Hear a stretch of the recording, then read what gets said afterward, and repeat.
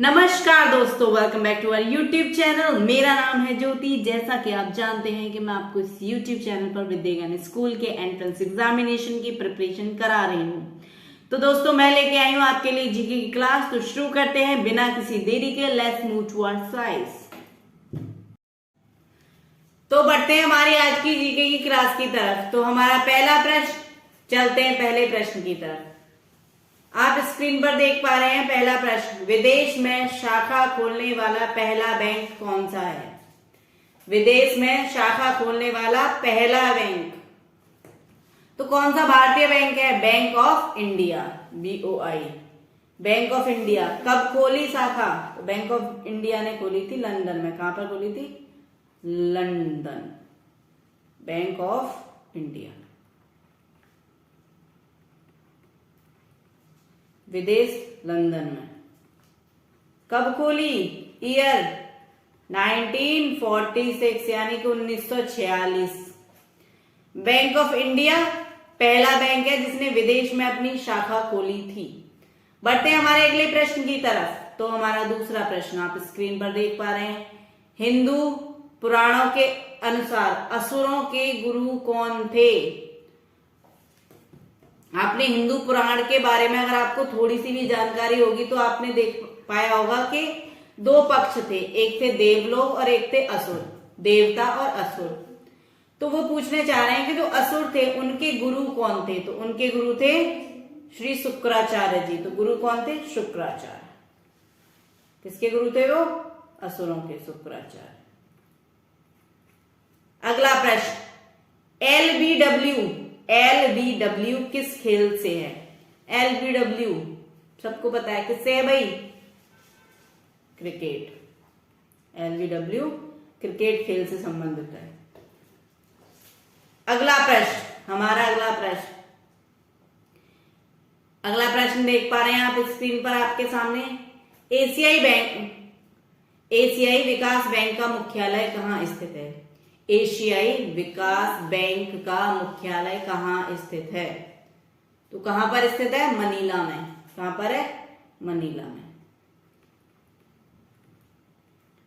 एशियाई विकास बैंक का मुख्यालय मनीला में है। अगला प्रश्न, ये प्रश्न का उत्तर सभी जानते हैं, बहुत इजी प्रश्न है, बहुत आसान सवाल है। ओलंपिक खेलों का आयोजन कितने वर्षों के बाद होता है? बताइए जरा, ओलंपिक खेलों का आयोजन कितने वर्षों के बाद होता है? तो ओलंपिक खेलों का आयोजन 4 वर्ष बाद होता है। कितने वर्ष बाद? 4 वर्ष। प्रत्येक 4 वर्ष बाद ओलंपिक खेलों का आयोजन कराया जाता है। अगला प्रश्न, ओलंपिक खेलों की एकल स्पर्धा में स्वर्ण पदक जीतने वाले पहले एकमात्र भारतीय कौन थे? एकल यानी 1 to 1।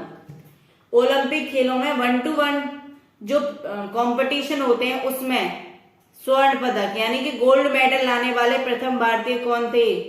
तो प्रथम भारतीय कौन थे? हमारे प्रथम भारतीय हैं अभिनव बिंद्रा। अभिनव बिंद्रा जो क्या लेके आए थे हमारे भारत के लिए? गोल्ड लेके आए थे, अभिनव बिंद्रा।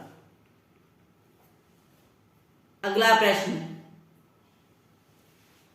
द्रोणाचार्य पुरस्कार दिया जाता है। द्रोणाचार्य पुरस्कार किसे दिया जाता है? हम सब जानते हैं कि जो लोग खेल कूद में उत्कृष्ट प्रशिक्षण देते हैं उनको दिया जाता है। यानी कि जिनको हम बोलते हैं कि जो कोच होते हैं, जो बेस्ट कोच होते हैं, उनको दिया जाता है। किसको दिया जाता है? खेल कूद में उत्कृष्ट प्रशिक्षण देने वालों को।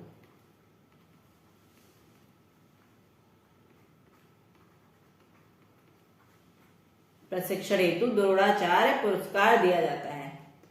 अगला प्रश्न स्क्रीन पर आपके सामने, धन की देवी लक्ष्मी का वाहन क्या है? धन की देवी लक्ष्मी का वाहन क्या है? तो धन की देवी लक्ष्मी का वाहन है हमारा रात को जागने वाला पक्षी। कौन है वो? उल्लू। उल्लू जो होता है वो धन की देवी लक्ष्मी जी का वाहन है।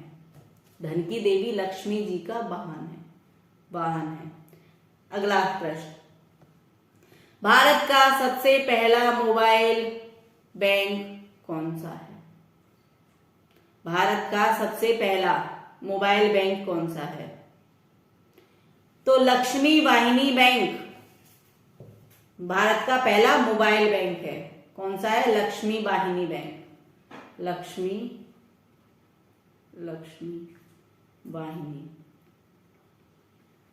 वाहिनी बैंक कहां से शुरू हुआ था? ये हुआ था खरगोन नामक जगह से। कहां पर है खरगोन जिला हमारा एमपी यानी कि मध्य प्रदेश।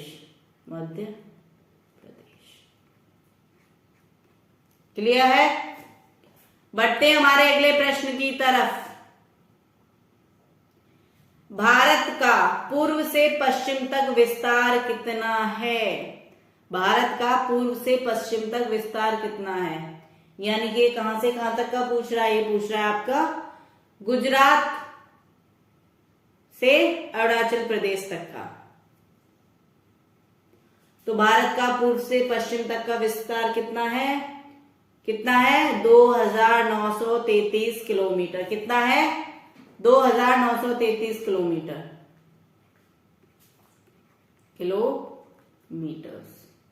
भारत का पूर्व से पश्चिम तक का इतना विस्तार है। क्लियर है यहां तक? बढ़ते हैं अगले प्रश्न की तरफ। मुगल वंश की स्थापना किसने की थी? भारत में जो मुगल शासन आया, मुगल वंश आया, तो उसको लेकर कौन आया था? उसकी स्थापना किसने की थी?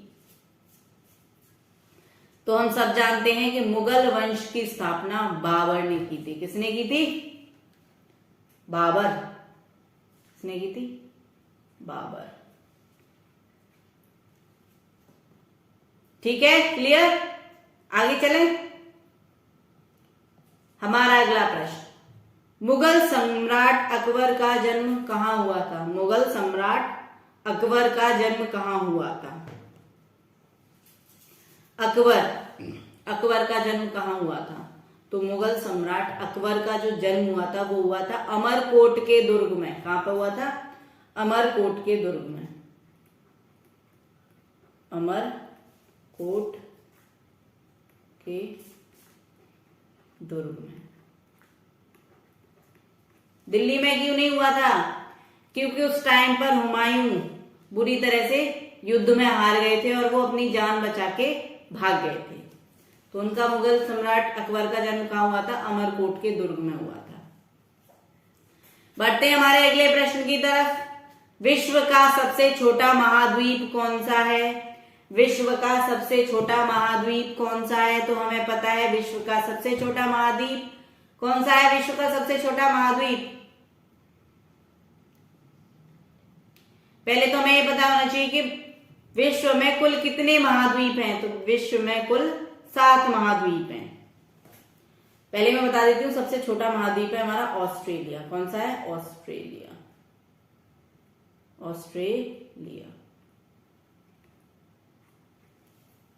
ठीक है। और विश्व का सबसे बड़ा महाद्वीप, ये तो छोटा पूछा है, और सबसे बड़ा महाद्वीप कौन सा हो जाएगा? सबसे बड़ा महाद्वीप है हमारा, सबसे बड़ा महाद्वीप है एशिया। और हम कौन से महाद्वीप में है? भारत कौन से महाद्वीप में आता है? एशिया। अगला प्रश्न, विश्व का सबसे पुराना लोकतंत्र कौन सा है? विश्व का सबसे पुराना लोकतंत्र कौन सा है? कौन सा है विश्व का सबसे पुराना लोकतंत्र? तो सैन मेरिनो विश्व का सबसे पुराना लोकतंत्र है। सैन मेरिनो विश्व का सबसे पुराना लोकतंत्र है। ये बात हमारे दिमाग में बैठ जानी चाहिए। क्लियर है क्या हमको? बढ़ते हैं हम अगले प्रश्न की तरफ। अगला प्रश्न, स्वेज नहर यानी कि स्वेज कैनाल किन 2 महासागरों को जोड़ती है? स्वेज कैनाल यानी कि स्वेज नहर किन 2 महासागरों को जोड़ती है, यानी किन 2 सागरों को जोड़ती है? तो ये भूमध्य सागर और लाल सागर यानी कि रेड सी और मेडिटेरेनियन सी को जोड़ती है। किसको जोड़ती है? भूमध्य सागर। भूमध्य सागर को इंग्लिश में क्या बोलते हैं? मेडिटेरियन सी। और लाल सागर यानी कि रेड सी भूमध्य सागर और लाल सागर को जोड़ती है। अगला प्रश्न, श्वेत क्रांति का संबंध किससे है? श्वेत क्रांति का संबंध किससे है?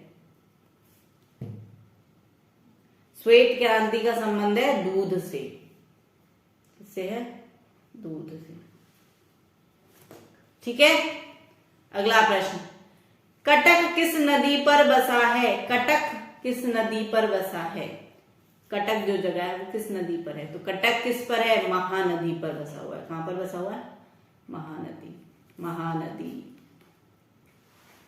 महानदी।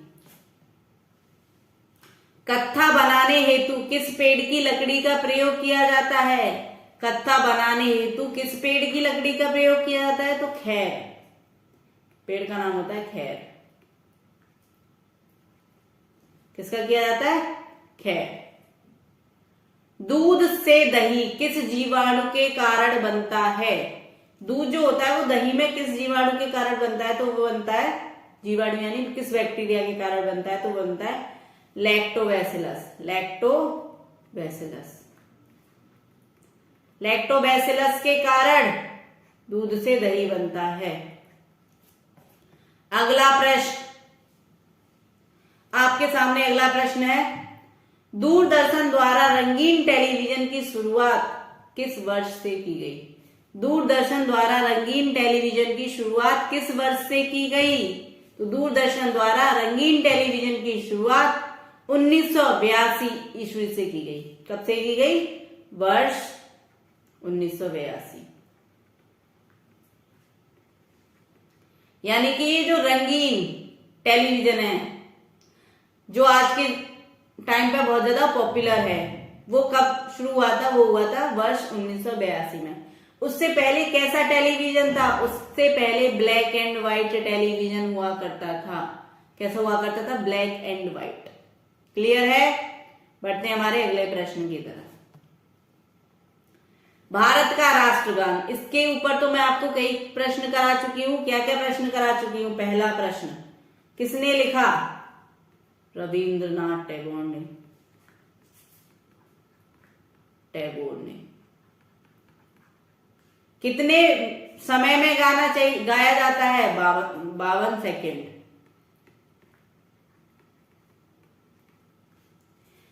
पहले कब गाया गया? लेकिन आपको यहां पे बताना है कि भारत का राष्ट्रगान सबसे पहले कब गाया गया? तो ये गाया गया था 1911 के कांग्रेस का अधिवेशन हुआ था। अधिवेशन यानी बैठक यानी कि सेशन हुआ था। कहां पर हुआ था? कहां पर हुआ था?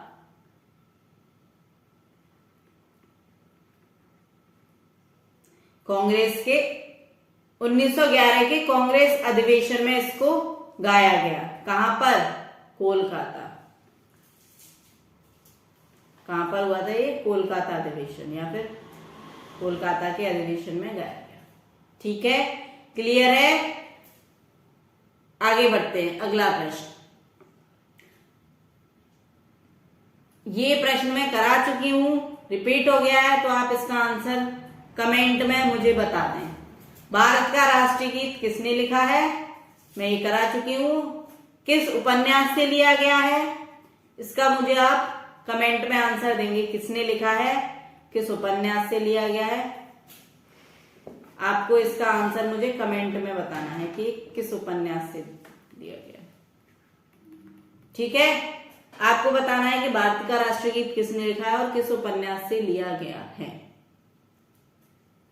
अगला प्रश्न, मानव निर्मित प्रथम रेशा कौन सा है? Synthetic fibre. देखो, हम कपड़े पहनते हैं, ये किससे बनते हैं? रेशों से। रेशे कहां से आते हैं? प्राकृतिक चीजों से। ठीक है, जैसे हमारा जो सिल्क होता है वो मिलता है हमें जो शहतूत पे कीड़ा रहता है उससे। जो हमारा क्या होता है? कॉटन, जिसको रुई बोलते हैं हिंदी में, वो हमें क्या मिलता है? कॉटन के पौधे से, यानी कि रुई के पौधे से। कपास के पौधे से मिलता है, इसको कपास बोलते हैं शुद्ध हिंदी में, कपास के पौधे से। अब उसको उस फाइबर से कपड़ा बनता है, ठीक है। ये तो क्या है? प्राकृतिक रूप से मिल रहा है हमें।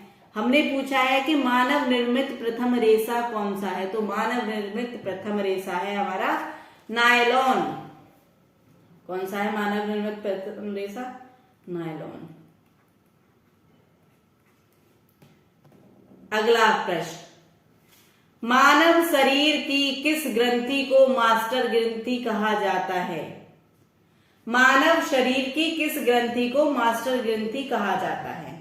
यानी कि मानव शरीर की किस ग्लैंड को मास्टर ग्लैंड कहा जाता है? तो मैं बता दूं, मानव शरीर की पीयूष ग्रंथि, पीयूष ग्रंथि,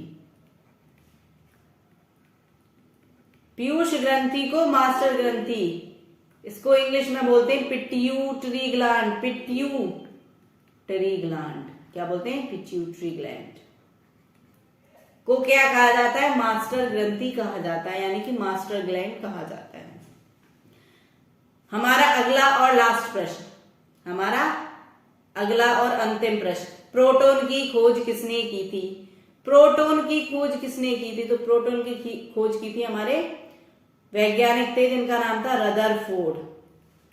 रदरफोर्ड ने प्रोटॉन की खोज की थी। और इन्होंने खोज कैसे की थी कि इन्होंने एक गोल्ड फॉयल यानी कि सोने की परत या फिर पत्ती पर एक एक्सपेरिमेंट किया था, उससे इन्होंने प्रोटॉन की खोज की थी।